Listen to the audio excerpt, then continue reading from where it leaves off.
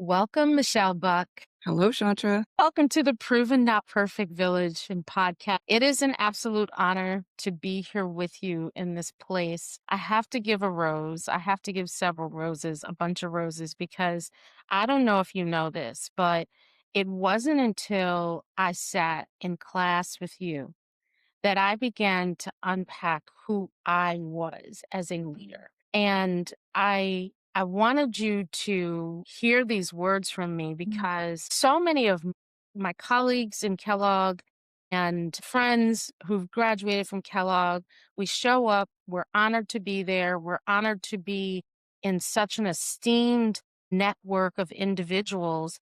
And we did the things to get to that space. Me, I can honestly say that while I did the things to get there, that was a part of my journey where I did the unpacking. There was so much packed in there, such a quick pace that I I hadn't taken the time to really unpack and see what I had, see what the gaps were, and to really define the leader that I wanted to be. And because Kellogg took very seriously the leaders that we were becoming, just as much as the leaders that we arrived being, incredible. And that was 100% wrapped in the grace and the focus that you brought to leadership at Kellogg and still do today. So I just needed to give you that rose. That means the world to me because that is the work that I feel called to do, to be part of. And Kellogg, as you say, is a great environment for that. I mean, we're really committed that people come for the curriculum and people come for the community to expand and deepen their relationships with others. But we also believe that especially at that level of education of the program that you were in, people are at a point in their life that they're thinking about, who am I as a leader and what's next? And I've already achieved something. Like you wouldn't be there if you hadn't achieved something.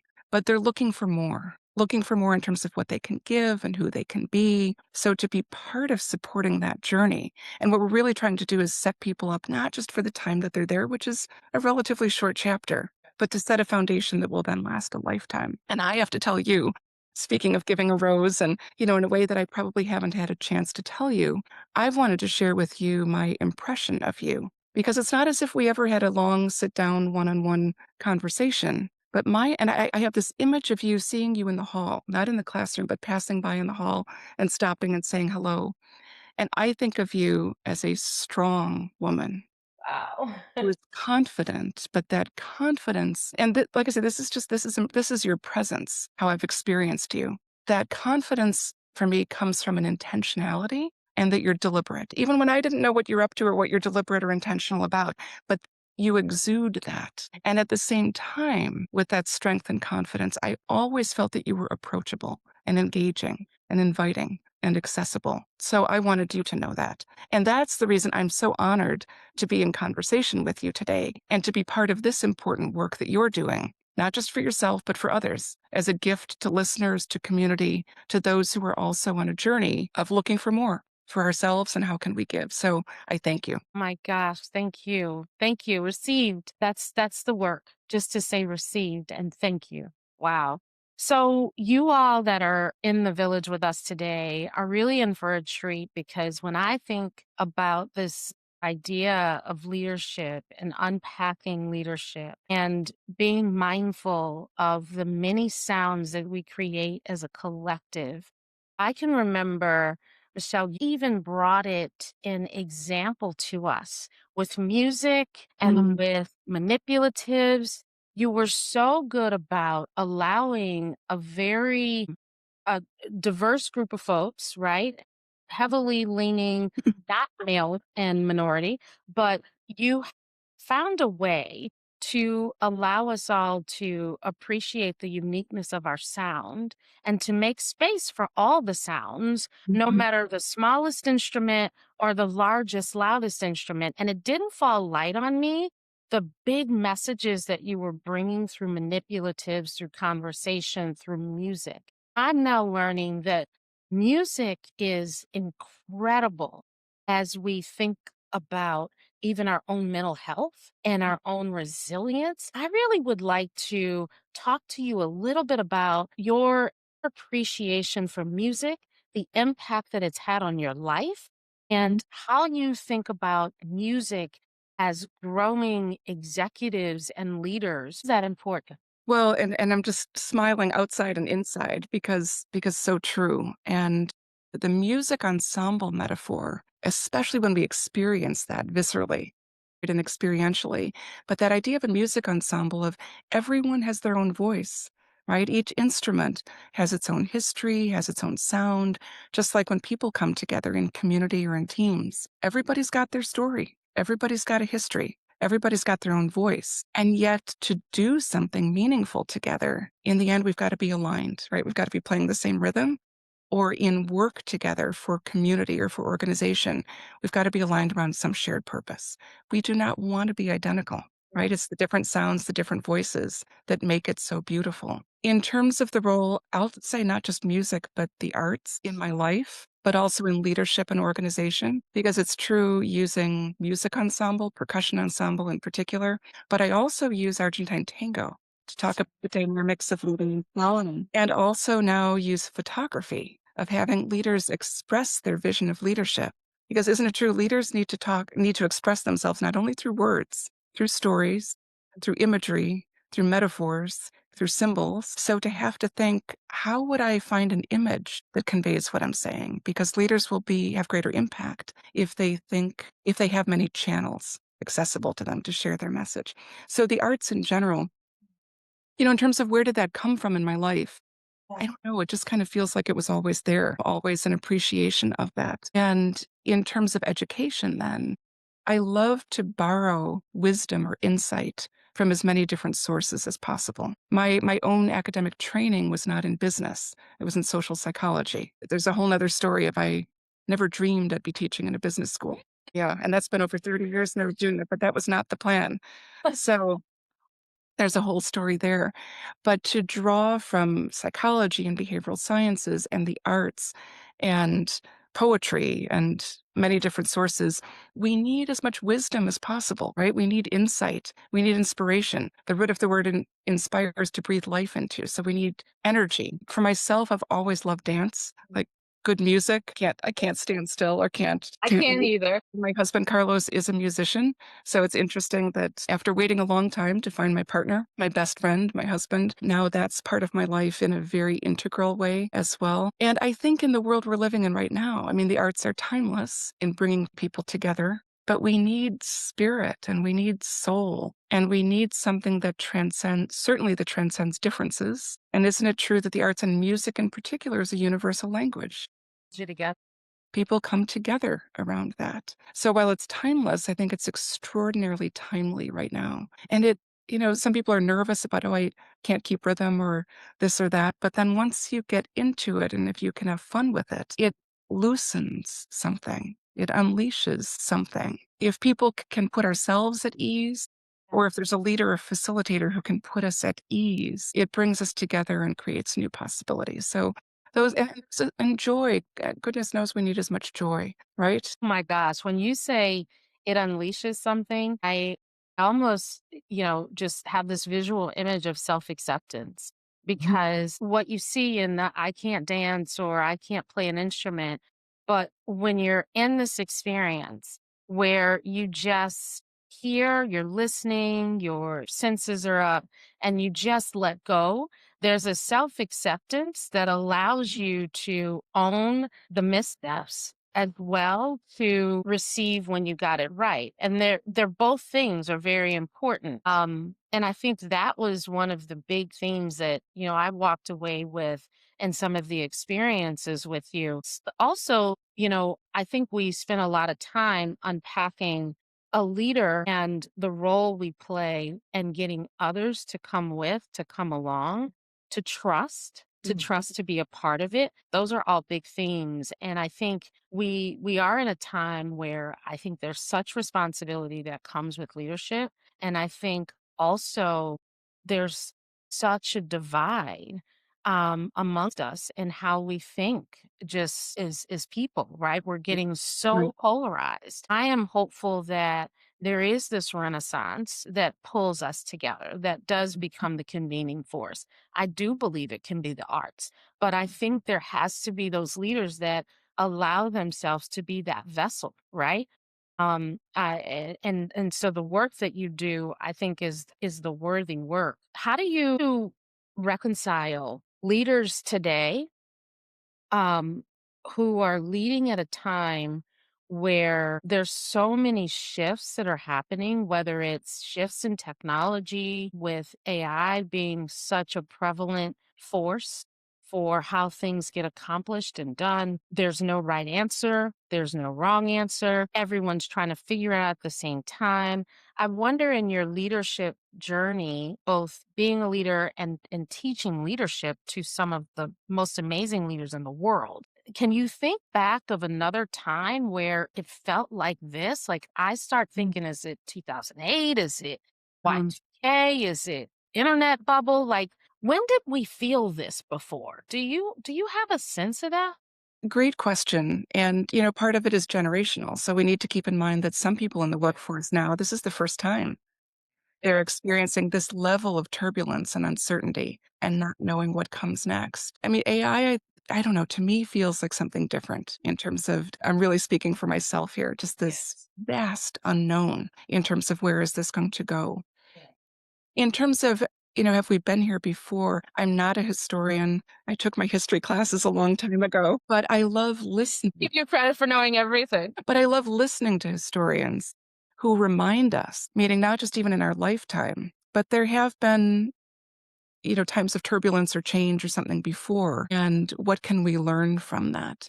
So I'm not really answering your question directly, but more just sharing the things that are coming to mind. Let me share one thing that comes to mind at the actually how many years ago now, at the beginning of the COVID pandemic, when it was very early, the very total sense of, is this the end of the world? No, some of us who were told, gather your things and go home, and we were thinking, oh, it'll be a week or two, and I'll be back. So, total unknown. But I remember hearing on the radio a story of some indigenous Native American tribes in the US who were being hit especially hard by the pandemic. And they gathered together, and this is the power of storytelling, but also remembering on whose shoulders do we stand and where do we come from. And they said, in our lineage, we've been through extraordinarily difficult things in the past, and we are here. And what did we learn from those who came before us? And we learned about coming together and sharing stories and remembering where we come from. So again, I'm turning from your question a bit, but more just sharing in the spirit of what comes to mind. Yeah, Um, I think I just want to say one thing real quick, just because you reminded me of something that I forgot. In those early phases of COVID, when we were all trying to figure out what was going on, there was a seeking of community and connection. Mhm. There was this, I remember this app, Clubhouse, that, and I don't know if that app still exists, but it really became this connecting, convening ground for folks to talk, to interact, to tell stories, Yes. to share. Zoom happy hours just to be able to connect? Yes. Yeah, absolutely. Absolutely. And, that's actually interesting. I'm just thinking of this as we're talking. This is the best in conversations, right? Of maybe we need to be doing even more of that now. And yet we're in a time of such polarization that some people won't even talk to each other. But so often we have more in common than we realize. And there's actually some research coming out of Kellogg about disagreement and conflict, but collaboration and polarization, that very often we overestimate how much difference there is. And we overestimate, if we speak up about something, will we be rejected? And we underestimate that it might not be as bad as we think. So easier said than done, but you're right, it's worth remembering that. And then the other thing about during times of just great uncertainty and turbulence, volatility, and this I'm speaking from my perspective. Different people would answer this differently, of course, but my own work is so rooted in the power of self reflection and self awareness. And that is that when the world around us is unpredictable and we feel it's not reliable because we don't know what's coming next. I mean, remember too, with the pandemic, things were changing sometimes by the hour, not just by the day. Take a vaccine, don't take a vaccine. Right. Go here, don't go here. Get Yeah. this, don't get that. We're coming back to work. No, we're not, all of this. And so when everything around us is unpredictable and unreliable in that sense, what can we return to? We always can come home to ourselves. And in that sense, who am I? What do I believe in? What are my own values? Do I have any non-negotiables? I mean, companies and individuals had to change and adapt and be flexible, but there's some things we don't change, right? Like, do I have non-negotiables or what is my purpose? Well, for me personally, if part of my purpose is helping expand possibility in people's lives. Okay, I was doing that in the classroom. Now I'm going to have to find a different way to do it. Companies, if they were about customer service, can't do it the way before, I'm going to have to find a new way. So again, one of my favorite phrases, timeless and timely. I think that power of self-reflection and self-awareness is timeless in leadership, but in times of uncertainty, it's more timely than ever because we need to have something familiar that we can come back to. And it's a lifelong journey, of course, but to come back to those can give us a grounding. And for me, just anecdotally, I don't have data on this, but anecdotally, those individuals, those leaders who do have a strong sense of I know what I believe in. I know what purpose I want to contribute wherever I show up, in whatever role, in whatever industry or sector, actually are able to be more responsive, right? Because when you've got some kind of grounding, right, then where can I turn next in some way? So those are some thoughts. I think, so many things just come rushing back as I hear your voice and I hear your philosophy and I think about some of the things that you inspired us to think about. One of those was our own family journey and understanding our family story. You really challenged us as leaders individually to tap into what we've been through, what our story is. And not to sort of, have us unpack trauma and all the things that might happen, but more to have a grounding on where you're working from, right? And then you also really pushed us, and I do mean in some instances, because it can feel more ethereal, the conversation, right? For some of us, we want to get in, give us the Right. lesson, what's the hard notes, and What's the equation that gives the what's answer?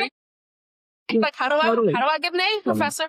And you were awesome because you would not let us off the hook, no matter how much we wanted the concrete. You forced, probably the wrong word. You invited us, because I do believe that's the right word. You invited us to have a deeper understanding of who we were so that when we showed up as leaders in the world, we would have a basis from which to operate.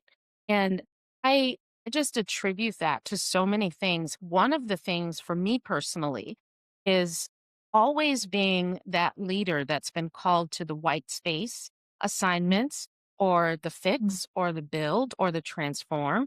I feel like I've mastered the pivots, right? And I've been thinking a lot about mastering pivots and the attributes that allow you to master a pivot. And I start with understanding your point and position. And that could be the same of a transformational change for a corporation where you're understanding your point and position. But that's also the same as a leader when you're making a change, right? Understanding your point and position, because the same assignment every a different time will still yet be different because you're Totally. my God. Absolutely.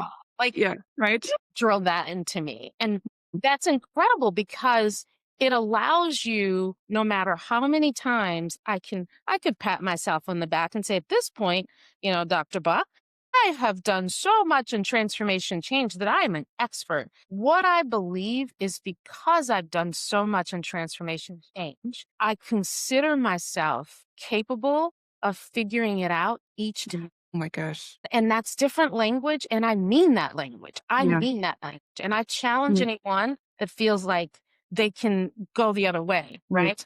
Right. How does that resonate for you? Did I remember the right things? Did I? Well, a couple things. You know what? I was gonna say this is tribute to you and reflection back to you that that's what you took from it, because I don't recall ever saying those words. So that's like a good conversation. In my opinion, that's like a good class. And I love when you use the word invitation because I do like I'm gonna put something out there.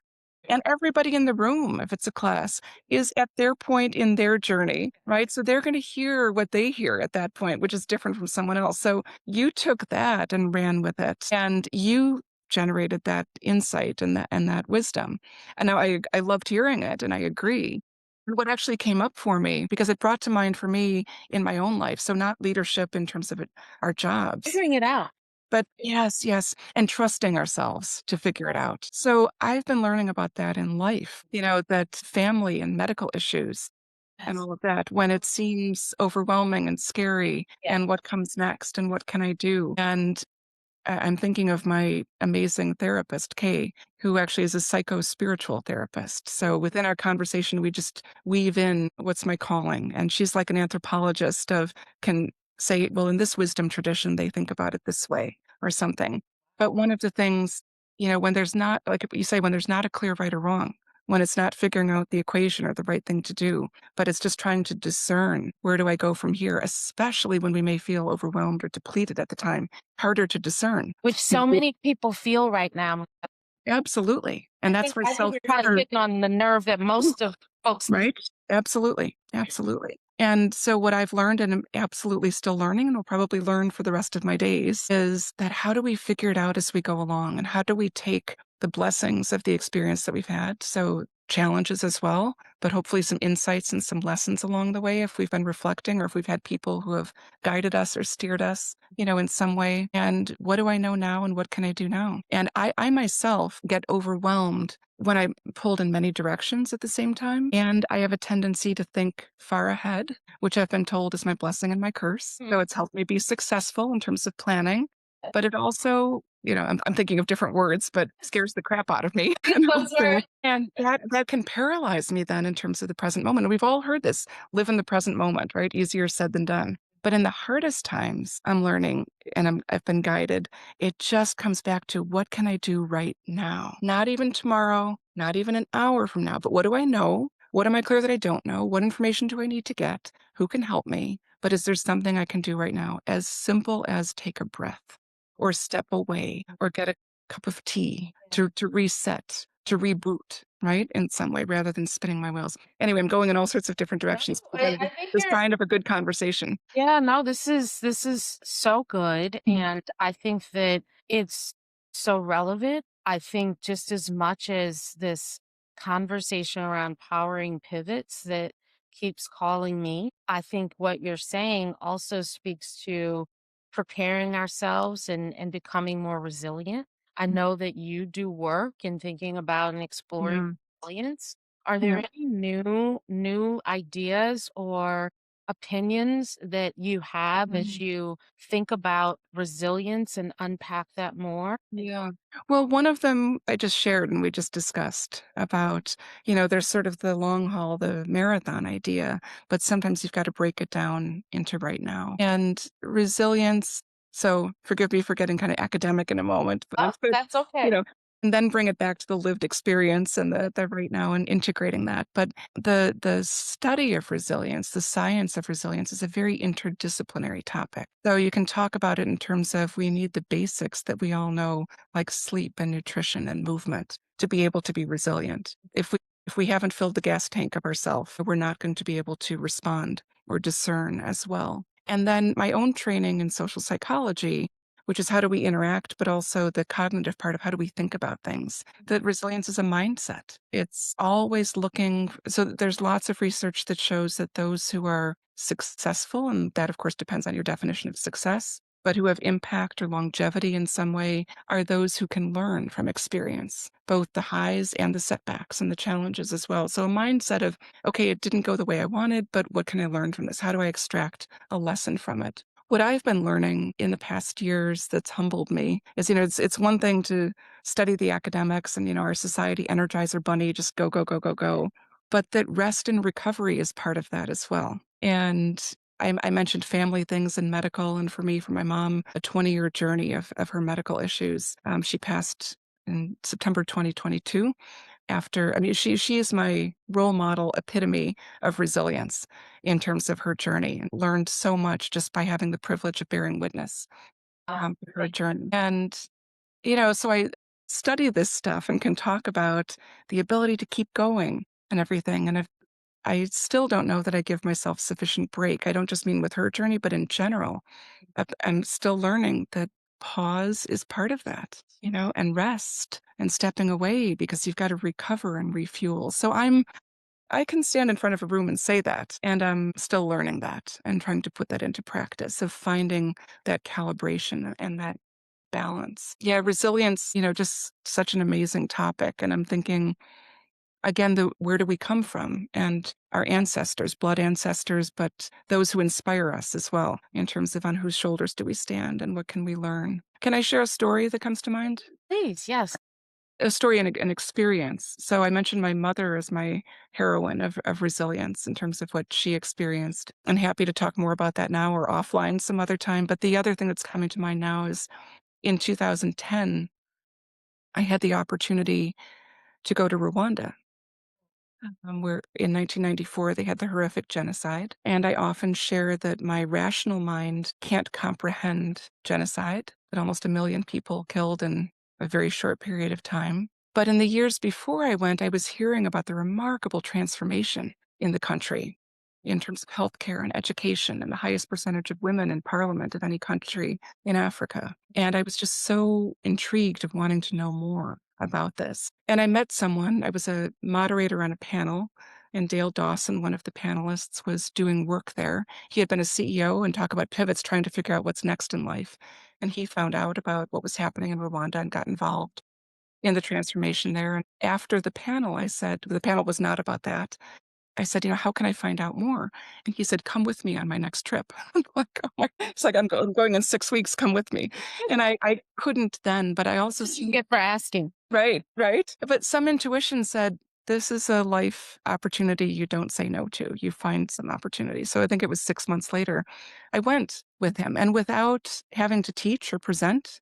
So the luxury of just being able to follow him on his trip and meet people there and witness what was happening in the country. And I was so blown away meeting people who had survived and in this one cooperative women artisans working literally side by side, shoulder to shoulder in some cases with the women whose family member had killed their family member. And when asking, how do you do this? And they said, there's no other way to move forward. We must move forward together. And just mind blowing. My rational mind couldn't comprehend the genocide. Hard to comprehend, just only to be inspired by that. Was it from a place of forgiveness or was it from a place of the only way forward is together? So reconciling a true forgiveness is almost a non-issue. It's recognizing that we have a mission to move us forward. Which would you say? My understanding was the focus on the future. Now, from one individual to another, I think in some cases there's genuine forgiveness, and in others there may not have been. But it was almost like that doesn't even matter. Doesn't matter. There's not forgetting. So even in the case of genuine forgiveness, there's not forgetting, because the forgetting wouldn't allow us to move forward as strongly in that way. But just kind of mind blowing. Right. Um, I'd like to hear about your mom. I'd like mm. to hear about her. You mentioned her as a hero and in a lot of ways sustaining some of the lessons in resilience. Would you share any wonderful story or I'd be happy to. I'd be happy to. And one part of the story I share sometimes in classes where it's relevant, and it took me a while. Sometimes it takes a while to get to a point that we can share a story out loud. But the background is I am just so blessed that my mother and I were always extraordinarily close. Just extraordinarily close as friends, as well as mother and daughter. So I can't say enough. She had a remarkable career as a journalist for the Chicago Tribune. So she had a very successful career. So a real inspiration there and a role model in terms of a woman being successful and having a voice. So I learned about ethics and doing the right thing from her. I mean, as a journalist, there were times I have to share this. This isn't about her journey of resilience in terms of her illness, but a favorite memory that I have. So this goes way back when journalists were still holding notepads and taking notes by hand, as opposed to even having a recorder or anything else. So there was a time that she was interviewing someone, and this man said something that my mom knew, like that he didn't realize that he was probably saying something that should be off the record, that it would be the headline the next morning. And he just was caught up in talking with her. My mom had probably a headline scoop, but she knew that he probably didn't want to share that. It probably wasn't the right time yet. And she gave him a chance to withdraw by holding up her notepad visibly in his face and said, let me get that right. You just said that, quarterly profits are whatever. Did I get that right? No, no, no, no, no, no, no, no, no, that's off the record. So, She gave up the short-term win, if you will, but guess what she gained in the long run? A reputation. She gained a reputation of being someone that people wanted to talk to. And then when someone did have news, they brought it to her for an exclusive. So I've sometimes shared this in terms of story. right? The short-term, long-term trade-offs of doing the right thing, let alone living with ourselves and living by our values, but really giving up a short-term win career-wise, Wow. right? But doing the wrong thing, and in this case, coming back to her in some way. But she would have done it even if it didn't come back to her. But I witnessed, yeah, that's why people wanted to work with you. That's why people then brought you news down the line, whether down the line was a month later or 5 years later, whatever. Remarkable woman, blessed to be her daughter. Every day, even with her no longer in this physical earth, blessed to be her daughter. In October 2002, began the medical journey, the health journey. And she was going in for surgery. We knew that there might be a tumor based on testing and symptoms and all of that. And it turned out to be worse than what we thought worst case scenario would be. Chandra, have you heard this story before? Did I share this with you or in the class? Okay, because sometimes I share this. I won't go into all the details there, but it turned out that there was metastatic cancer that they could not do any chemo or radiation for. There was nothing they could do, and they said, "You probably have 2 or 3 years to live." My brother and I, when the surgeon comes out too soon in terms of how long they predict surgery will go and says, "Please come with me to a private room so we can talk," you know something has not gone according to plan. But we see then mom in recovery. They keep her one night for recovery. My brother and I bring her home the next day. She's sitting in her favorite white chair looking out at Lake Michigan in East Lakeview in Chicago and bandaged from surgery with this news. She looks at me and my brother and says, "I am so happy that at a time like this I can be with my kids. I wish we had champagne to celebrate." And that moment, her journey changed my life because I felt something go through me that said, I come from that. We talked about knowing where we come from, right? I come from a woman who, in the most difficult, darkest times of the darkest news, focuses on gratitude and celebration. And we raised that champagne flute, and we did many times over the years and continue to do so. My brother brought the champagne out because I said, actually, it's chilled and ready to go. My mom almost always had chilled champagne ready to go. I love it. And she insisted on standing. She raised the glass and she said, to life, to life.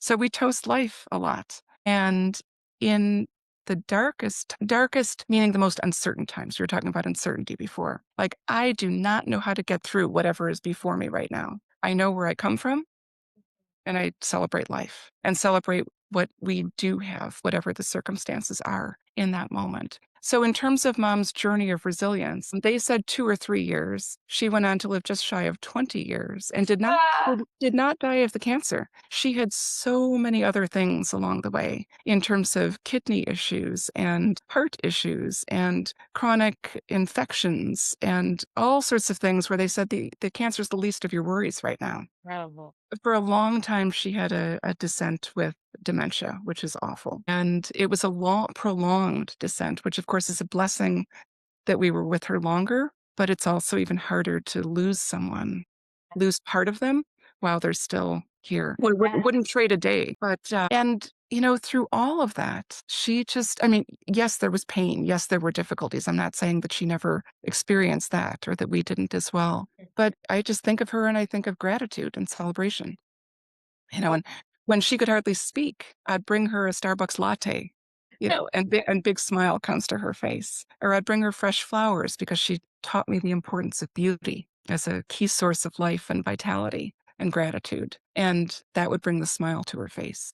So I could go on and on, but those are the things that come to mind right now. But her physical resilience, but also the mindset of gratitude and celebration and to life is part of who I am because I come from her. I see it. See that being the basis of the philosophy that you carry into your leadership training and inspiration to others. It's incredible how what's in us is in us. And if you allow yourself to step confidently into who you are, you can't help but have all those things that were tucked in there, posited in there, come out. That's so much of what I see. But here's the thing, Yeah. easier said than done when we're on the treadmill of life and pulled in so many different directions. It requires the pause. whether that pause is prayer or meditation or journaling or a run or a walk or just one moment, right? And like I say, I am at my worst when I feel pulled in many directions, when a number of things feel like top priority. What do I do first? Feel it. I feel like the hairs on my neck, right? Yeah, yeah, like, I'm not proud of how I get in those moments, and, life experience, humbling, I'll speak for myself, humbling me, right? And just trying to remember that in the hardest times is when it's most important to take a pause, and I don't mean a 3-day retreat, which would be nice, right? But really even a momentary pause to get perspective on that. Because when we can access those things or calling, the kind of friend, right? The kind of friend that you haven't talked to in a long time, but you pick up right where you left off. Like if we're blessed to have someone like that in our life, or for me, my husband Carlos always helps me regain perspective. Always willing to listen to me. I mean, sometimes I just need to unload and vent. He's the most patient listener. And that's a release as well. Anyway, I'm going in a lot of Oh, different this is so directions. good. There's so many good things here. All right. So I know that I cannot have you all afternoon. I'd like to, and I'm sure many of my Kellogg colleagues are enjoying even hearing more about you, the essence of you, because often we don't pause Right. that part. I'm completely losing track of time, Chandra. I just feel timeless right here in this conversation. Because it should be, why I call it the proven not perfect village? It should be timeless. Like I Right. even think about it in the earliest sense of women in villages on a 30-day Yeah. basis, right? And Right. in those villages, they would go in the tent and they would probably lose. All right, here's my question for you. Okay. In the context of leadership Yep. today, and all of the things that are happening outside of resilience, what do you think are one of the big things, key things that we need to keep on our radar as we lead ourselves and lead others into this next? I'm not saying this is the answer, it's what's popping to mind first. Absolutely. And that is the power of asking questions, which is related to reflection.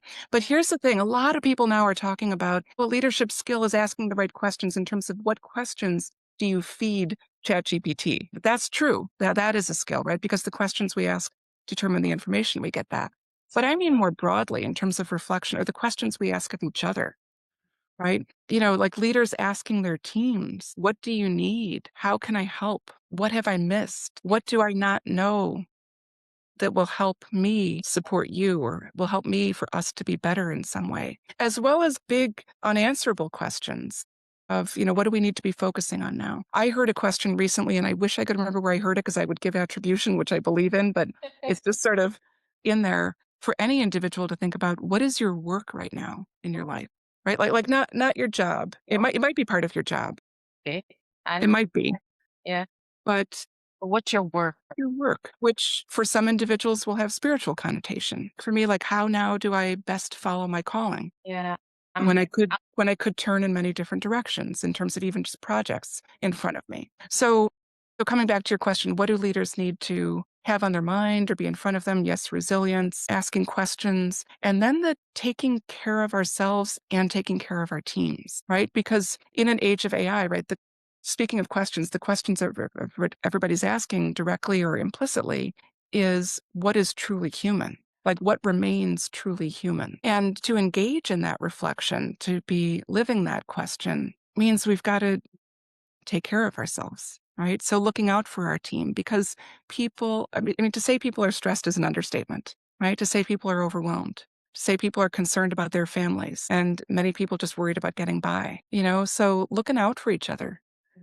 Um, and I remain believing that one of the most fundamental human things, so outside of work, but let's apply it to leaders in the workplace, is human beings want to and need to feel seen and be heard and be acknowledged. And the faster we go, the easier it is for that to just not be put aside intentionally, but just be assumed in some way. And that's part of what keeps us human, that we yearn for that acknowledgement. And people are willing to do so much more when they feel seen and heard and acknowledged. So to remain human to each other is what's coming to mind.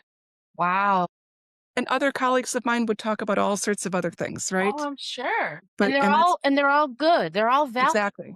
And that's why we talk to as many people as we can. But these are the things that are most on my mind and that I'm most present to, both in terms of leaders thinking about what do they need what do they need to do, but also hearing from workers in terms of what are they yearning for, courageous conversations. Yes. Yeah. I used some of that, and I still Yeah. use some of that just in the Yeah. last couple of weeks. Yeah. Yes. Yeah. So I've been working for a long time on a book proposal on that. That's always been important, but more than ever, given the world around us, we need people speaking up about the issues that matter. And more than ever, people have a lot of incentive to keep their head down, not rock the boat. I mean, people are worried if I put forward an idea or challenge the status quo or challenge an assumption, will I be the next one to be let go in some way? Creating that compassionate yet fierce environment, fierce in the sense of being bold in pursuing possibility and addressing what might be possible, but compassionate and supportive, again, coming back to having each other's back in some way. I think it goes back to, and I have to just acknowledge this, the values portion, because when you're really clear on what your values are, where your integrity lies, then you somehow transcend the fear that comes with the conversation, because it's just about the integrity that says, my values are this, and the right thing to do is this. And for me, that's when it transcends the scariness of the courageous in the conversation, right? Mhm. And so I would, if anybody would be interested in learning more leadership philosophies, well, first and foremost, there's the absolute best business school in the world that you can do your best to show up as a leader that they're calling for. Kellogg School of Management, I think, bar none, not only gives you the analytical viewpoint, it gives you the global viewpoint, it gives you the tech high-end piece, but it also gives you the groundedness and I think the foundation of being an excellent leader. That was my commercial, Dean. Love it, love it, and totally agree. This is I think it's my 27th year at Kellogg. Site though that maybe is on the other side of the wall from Kellogg. So, not everybody will have the privilege of going there, but I know you said you're working on a book project. Do you Yep. have books that are already published? I would just really love for those that are listening around the world who can have access to some of your philosophies and ideas to have access to what's publicly available. Thank you for that. I working on the first book. Met Michelle Buck, Kellogg School of Management, I think thought leader and thought instigator, I'm going to say, as it relates to me, on all things leadership. You are a true gift to all of us that have had the privilege of sitting in your classroom and bumping into you in the hallways. You are as generous and tender and strong as you are in this conversation. This is you in the classroom. It's all those things together. You bring a sense of we all belong, every one of us, no matter how majority or minority. You make us all know that we all belong, and it's important to Absolutely. understand that. And you're just amazing. The world needs more of Well, you. So we're waiting on that book. I might have to be your accountability partner there because I'm looking for that. ask me, ask me. But I just got to say, Chandra, again, back to you and where I started out in terms of my impression of you. Strong, giving, intentional, making a difference, making impact. Like I know that's happening even when I don't know what the impact is. Like that's just who you are and how you show up. And I wanted to just share too about the classroom. The reason I'm so blessed to have been doing the work at Kellogg as long as I have is, as you know, it attracts a wide variety of leaders, right? Leaders in business in the sense of corporate life, but also people in government and doctors and people in bio and pharma and all that who are doing life-saving work and social entrepreneurs, period, and social entrepreneurs and social impact and nonprofit leaders and all coming together and doing their thing. And it's just an extraordinary environment to be in. So I learn. Every time I'm in the classroom, I learn. And I'm grateful for that. My prayer every time I go in is that I can offer something. And I definitely always receive as well. Amen. Amen. Gosh, this is so good. Amen. Y'all Let's need keep to talking. follow, share this because this is a good one. That's all I'm saying. Thank you again. I will see you soon. Thank I you. will not go too far away. I promise you. You're amazing. Don't even dare, and let's continue the conversation sometime. You take good care. Thank you.